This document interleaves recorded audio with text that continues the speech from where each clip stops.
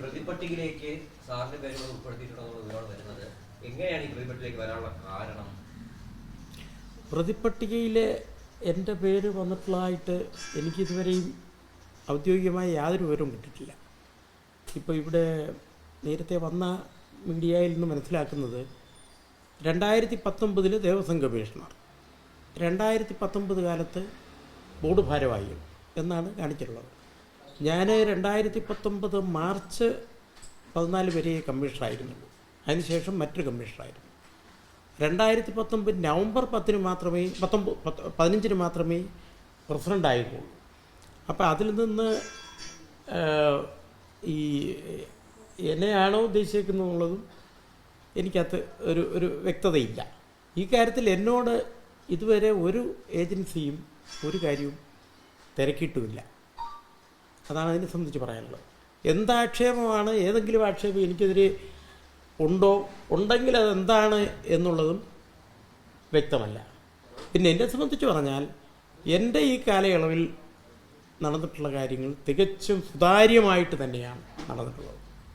ഒരുവിധ ആക്ഷേപങ്ങൾക്ക് വിട കൊടുക്കാൻ പറ്റാത്ത തരത്തിലുള്ള നടപടികൾ മാത്രമേ ഞാൻ ദേവസ്വം ബോർഡ് പ്രസിഡൻ്റായിരുന്നപ്പോഴും കമ്മീഷണറായിട്ട് ഇരുന്നപ്പോഴും ഉണ്ടായിട്ടുള്ളൂ. ഈ ഒരു പ്രശ്നം എന്ന് പറഞ്ഞാൽ സാർ, യഥാർത്ഥത്തിൽ ഈ അധിക സ്വർണം ബാക്കിയുണ്ടെന്നുള്ള കാര്യം യഥാർത്ഥത്തിൽ ആദ്യം അറിയുന്നത് സാറാണ്. അതായത് ഈ പറയുന്ന ഇമെയില് ഉണ്ണികൃഷ്ണൻ പോറ്റി അയക്കുമ്പോൾ അതിലാണ് ഉണ്ണികൃഷ്ണൻ പോറ്റി പറയുന്നത് ഇത്ര സ്വർണം ബാക്കിയുണ്ട്, അത് ഒരു പെൺകുട്ടിയുടെ കല്യാണത്തിന് വേണ്ടി ഉപയോഗിച്ചോട്ടെ എന്നുള്ള കാര്യം. പക്ഷെ അന്നത് ദൂരമായിട്ട് എടുത്തിരുന്നെങ്കിൽ ഒരുപക്ഷെ ഈ പറയുന്ന പ്രശ്നങ്ങളൊക്കെ ഉണ്ടാവുമായിരുന്നോ? ഇല്ല, ഞാനിത് കൃത്യമായി വിശദീകരിച്ചിട്ടുള്ളതാണ്. അത് നിങ്ങൾക്കത് ബോധ്യമാകുന്നില്ല എങ്കിലും ഞാനെന്ത് ചെയ്യാനും. ഈ അധിക സ്വർണമെന്ന് പറഞ്ഞാൽ അന്ന് അയാൾ എഴുതിയിരുന്നത്, അയാൾ ദ്വാരപാലക ശില്പങ്ങൾ പൂശാൻ വേണ്ടി അയാൾ കുറേ സ്വർണം സ്വന്തം ചെലവിൽ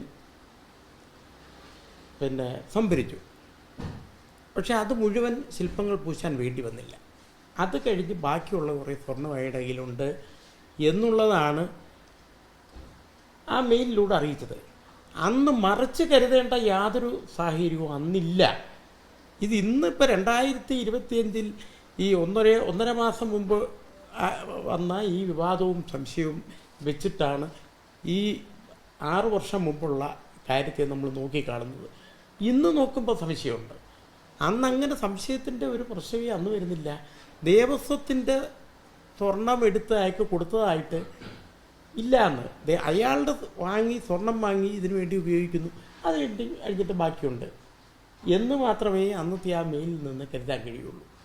അത് വളരെ കൃത്യമായി ഒരു മെയിൽ കിട്ടിയപ്പോൾ അതിന് ചില നടപടികൾ, അതായത് തിരുവാഭരണ കമ്മീഷനോടും ശബരിമല ഇങ്ങനെ അധികം സ്വർണ്ണം ഉണ്ടെങ്കിൽ അതെങ്ങനെയുള്ളതാണ് എന്നൊക്കെ അറിയാനാണ് ചോദിക്കുന്നത്.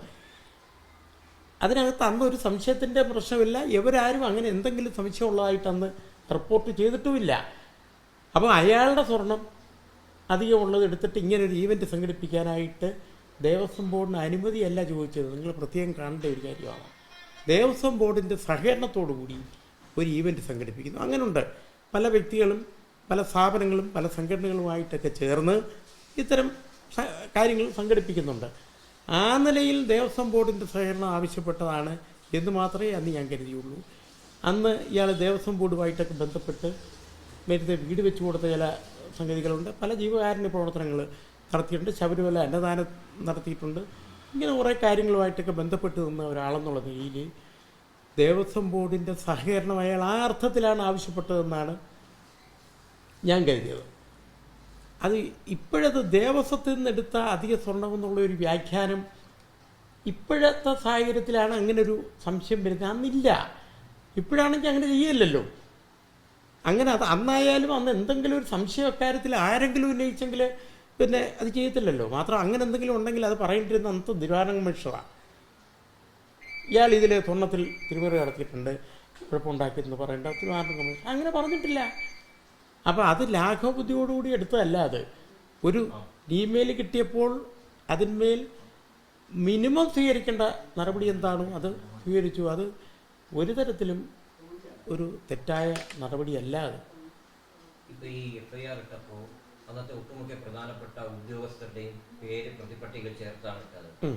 അതിൽ ആരൊക്കെയാണ് കുറ്റക്കാരെന്നോ ആരൊക്കെയാണ് കുറ്റക്കാരല്ലാത്തതെന്നോ ഒരു ഇതുമില്ല. പക്ഷേ എല്ലാവരെയും ആ പ്രതിപട്ടികയിലേക്ക് എത്തിക്കുമ്പോൾ അതൊരു പ്രശ്നമല്ലേ?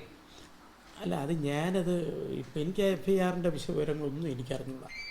അന്വേഷണ ഏജൻസി അത് ഏത് തരത്തിലാണ് കൈകാര്യം ചെയ്യുന്നതെന്നുള്ളതിനെപ്പറ്റി എനിക്കറിയാതെ ഞാനതിനെപ്പറ്റി പ്രതികരിക്കാൻ തയ്യാറല്ല. ഈ ശബരിമലയിൽ നടന്നത് സ്വർണ്ണക്കൊള്ള എന്ന് തന്നെയാണ് ഹൈക്കോടതി പറഞ്ഞത്. അതെ അതെ, ഹൈക്കോടതി തന്നെ അത് വ്യക്തമായി പറയേണ്ടത്. അപ്പം ഇന്നിപ്പം അന്ന് ഈ പറയുന്ന സംഭവം നടന്നു, അന്നൊന്നും തോന്നിയില്ല, ഈ ഉദ്യോഗസ്ഥർക്ക് ഒരു പ്രശ്നമൊന്നും തോന്നിയില്ലായിരുന്നു. പക്ഷെ ഇപ്പൊ ഇത് നടന്ന ഇത്രയും വലിയ വ്യാപ്തിയുള്ള ഒരു പ്രളയം കാണുമ്പോൾ അങ്ങനെയൊക്കെ എന്താണ് തോന്നുന്നത്? ഇല്ല, ഇപ്പം എനിക്ക് തോന്നുന്നു ഇത് വളരെ ഗൗരവമുള്ളൊരു വിഷയമാണെന്ന് തന്നെയാണ് ഇപ്പോൾ തോന്നുന്നത്. അതിനാണല്ലോ അന്വേഷണം ഏർപ്പെടുത്തിയത്. ഗവൺമെൻറ്റും ദേവസ്വം ബോർഡും ഹൈക്കോടതി എല്ലാം അങ്ങനെ തന്നെയല്ലേ പറഞ്ഞേ, ഗൗരവമുള്ളൊരു വിഷയമാണ്. അതിനകത്ത് നമുക്കൊരു തർക്കിക്കേണ്ട യാതൊരു കാര്യമില്ല. ഗൗരവമുള്ളൊരു വിഷയം എന്നുള്ള രീതിയിൽ കണ്ടുകൊണ്ട് അതിൻ്റെ അന്വേഷണം നടത്തി അതിന് ഉത്തരവാദികളായ അവരെ കണ്ടെത്തണം, അവരെ നിയമത്തിൻ്റെ മുന്നിൽ കൊണ്ടുവരണം. തെറ്റുകാരാണെങ്കിൽ സ്വാഭാവികമായും കോടതി അവരെ കൈകാര്യം ചെയ്യും. ഈ ദേവസ്വം വിജിലൻസിന്റെ റിപ്പോർട്ടിൽ 2 അൺനോൺ വ്യക്തികളുടെ പേര് പറയുന്നുണ്ട്. ഒന്ന് ഈ ഗോവർദ്ധൻ എന്നൊരു കക്ഷി, അതായത് ഇവിടെ നിന്ന് ഉണ്ണികൃഷ്ണ പോറ്റിയാണ് സ്പോൺസറായിട്ട് പോകുന്നതെങ്കിലും സ്മാർട്ട് ക്രിയേഷൻസ് ഈ സ്വർണം പൂശി തിരികെ കൊടുത്തു വിടുന്നത് ഗോവർദ്ധൻ എന്ന് പറഞ്ഞ ആളായിരുന്നു. പക്ഷെ ആ ഗോവർദ്ധൻ ആരെന്ന് ദേവസ്വം വിജിലൻസിന്റെ റിപ്പോർട്ടിലില്ല. അതേപോലെ ഒരു കൽപേഷ് എന്നൊരു വ്യക്തി, ഈ 2 പേരും എപ്പോഴെങ്കിലും ഈ ശബരിമലയിൽ സമീപിച്ചിട്ടുണ്ട്? ഇല്ല ഇല്ല ഇല്ല. ഒന്ന്, ദേവസ്വം വിജിലൻസിൻ്റെ റിപ്പോർട്ടിലെ കണ്ടൻസ് എന്താണെന്ന് എനിക്കറിയില്ല, ഞാനത് കണ്ടിട്ടില്ല. എന്നോട് ആരെങ്കിലും ആ റിപ്പോർട്ടിൻ്റെ ഉള്ളടക്കത്തെപ്പറ്റി സംസാരിച്ചിട്ടില്ല. ഈ പറയുന്ന വ്യക്തികളെ പറ്റി എനിക്ക് യാതൊരു വിവരവുമില്ല.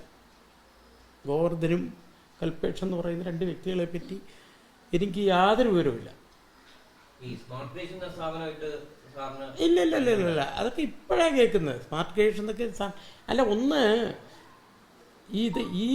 ഇതുമായി ബന്ധപ്പെട്ട കാര്യങ്ങളെല്ലാം തിരുവാഭരണം കമ്മീഷണർ എന്ന് പറയുന്ന ഉയർന്ന ഉദ്യോഗസ്ഥനാണ്. ദേവസ്വം മാനുവൽ അനുസരിച്ച് തന്നെ തിരുവാഭരണം കമ്മീഷണർക്കാണ് ഇതിൻ്റെ എല്ലാം ചുമതല. അപ്പം തിരുവാഭരണം കമ്മീഷൻ ബന്ധപ്പെട്ടാണ് ഇതെല്ലാം നടത്തുന്നത്. ഞാൻ ഈ സ്മാർട്ട് ക്രിയേഷനെ പറ്റിയൊക്കെ ഇപ്പോഴാണ് കേൾക്കുന്നത് തന്നെ. ഈ ലാഘവത്തോടെയാണ് ഈ കാര്യം ഒന്ന് കൈകാര്യം ചെയ്തായിട്ട് സാറ് തോന്നുന്നത്. കാരണം ഇത്രയും വലിയ ശബരിമലയിലെ സ്വർണ്ണമൊക്കെ ഒരാളുടെ കൊടുത്തു വിടുക, ദേവസ്വം മാനുവൽ വിരുദ്ധമായിട്ടൊക്കെ പ്രവർത്തിക്കുക, അപ്പോൾ ഒട്ടും ഒരു ജാഗ്രത കാണിച്ചില്ല. അല്ല, അതിൽ കൊടുത്തുവിട്ടതൊന്നും ഞാനല്ല, എനിക്കറിഞ്ഞൂടാ. അതുമായി ബന്ധപ്പെട്ട രേഖകളും തന്നെ ഞാൻ കണ്ടിട്ടില്ല. പിന്നെ അത് ലാഘവത്തോടു കൂടിയാണോ ഗൗരവത്തോടു കൂടിയാണോ എന്നുള്ളതിനെ പറ്റിയാണ് അന്വേഷണം നടക്കുന്നത്. ഈ സ്റ്റേജിൽ ഞാനത് അതിനെപ്പറ്റി പ്രതികരിക്കുന്നില്ല. അതൊക്കെ അന്വേഷണ വേളയിൽ കണ്ടുപിടിക്കട്ടെ. ഈ അടിസ്ഥാന കാര്യമായിരുന്നു ഒരു വസ്തു പുറത്തു കൊണ്ടുപോയി തിരികെ ശബരിമല എത്തിക്കുമ്പോൾ അതിന്റെ തൂക്കം രേഖപ്പെടുത്തുക എന്നുള്ളത്. അതുപോലും ഈ പറയുന്ന സ്വർണ്ണം പൂശിയ പാളികൾ എത്തിച്ചതിന് ശേഷം ചെയ്തിട്ടില്ല. തിരുവാഭരണ കമ്മീഷണർ റിപ്പോർട്ടിൽ മഹസറിൽ ഇതൊന്നുമില്ല. എനിക്കറിയില്ല, ഞാൻ ഈ പറയുന്ന മഹസറും കണ്ടിട്ടില്ല. എനിക്ക് ആ മഹസറുമായിട്ട് ഒരു ബന്ധവുമില്ല. എൻ്റെ പേരുണ്ടോ അതിലെവിടെങ്കിലും ആ മഹസറിൽ? അത് ബന്ധപ്പെട്ട ഉദ്യോഗസ്ഥരാണ് ഈ മഹസർ തയ്യാറാക്കി കൊണ്ടുപോകുന്നത്. അതിനെ സംബന്ധിച്ച് കേസിൻ്റെ അന്വേഷണം നടക്കുന്ന ഈ വേളയിൽ എന്തെങ്കിലും കമൻറ്റ് ചെയ്യുന്നത് ഉചിതമല്ല. മാത്രമല്ല, എനിക്കത് ഇത്തിരി ആധികാരികമായിട്ട് ഇപ്പോൾ പറയാനും കഴിയില്ല എന്താണ് നടന്നതെന്നുള്ളതിനെപ്പറ്റി. ഞാൻ ചെയ്തതിനെപ്പറ്റി എന്തെങ്കിലും ഉണ്ടെങ്കിൽ ചോദിക്കുക, എനിക്കത് പറയാം. മറ്റൊന്നും എനിക്കറിയില്ല.